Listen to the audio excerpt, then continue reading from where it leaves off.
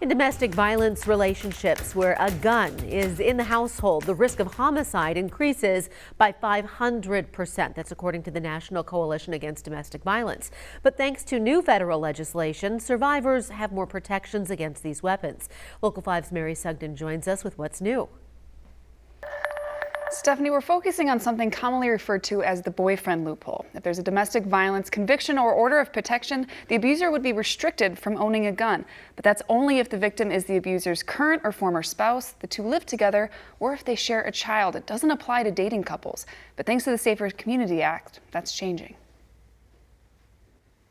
It's a step that we haven't seen in many years. That step is the signing of the Safer Communities Act, legislation domestic violence advocates are praising for the new protections it gives victims dating violent abusers. Current or recent romantic or intimate relationship are now subject to the prohibition on firearm possession if they are convicted of a misdemeanor crime of domestic violence. A major change to what advocates refer to as the boyfriend loophole.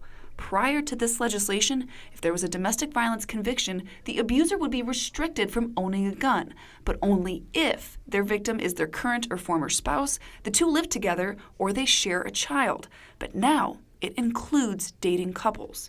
I think a lot of times when people think of boyfriend and girlfriend, they might be thinking of those high school crushes, the college romances. A lot of people in their 50s, in their 60s, in their 70s that are dating. The law isn't retroactive, meaning it only applies to convictions after it was signed, and orders of protections will not trigger the firearm prohibition, only convictions. It's for 5 years.